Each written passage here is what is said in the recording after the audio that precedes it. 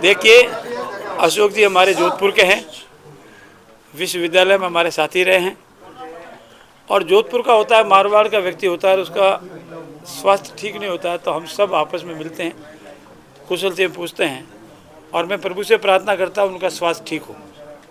इसके अलावा और पूछना हो तो पूछ लो। सर जी मिले, वसुंधरा जी से आप मिले उधर, तो ये चर्चा बड़ी जोरदार है। आपस में मिलना जुलना तो होता ही रहना चाहिए। राजनीतिक क्षेत्र में हमारी पुरानी बहुत परंपराएं रही है।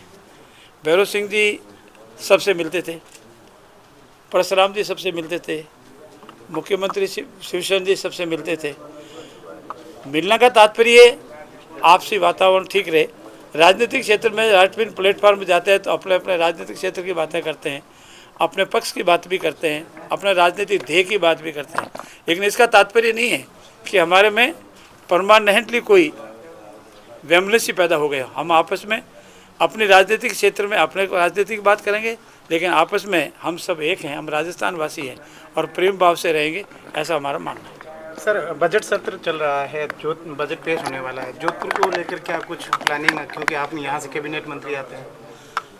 हमारा ये मानना है, जोधपुर राजस्थान का द्वितीय बड़ा शहर है और मारवाड़ हमेशा राजस्थान में राजनीतिक क्षेत्र में प्रतिनिधित्व करता रहा है।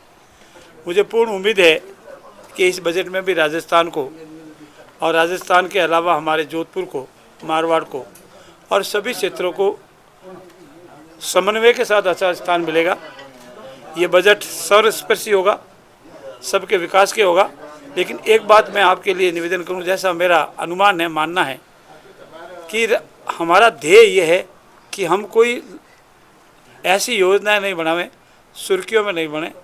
राजस्थान का समृद्ध विकास कैसे हो, स्थायी विकास कैसे हो, राजस्थान समृद्ध और विकसित कैसे बने, इसकी लंबी प्लानिंग से साथ लाने वाले हैं। हम कोई मात्र घोषणा करने में विश्वास नहीं करते हैं।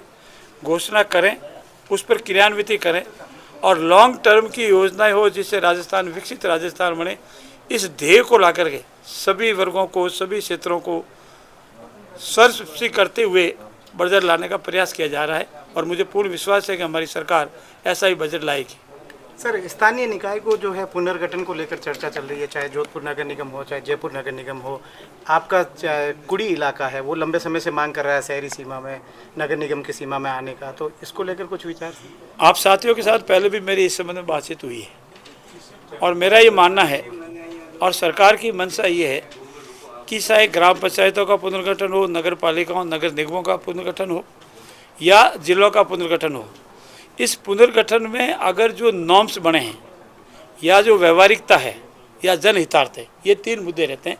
जनता का हित होना चाहिए, व्यवहारिकता होनी चाहिए और सरकार पर ऐसा भार नहीं पड़ना चाहिए जो सरकार वह करने की स्थिति में भी नहीं रहे। और जिला बढ़ा देने मात्र से उसका उद्देश्य की पूर्ति नहीं होनी चाहिए, उसकी व्यवहारिकता भी होनी चाहिए।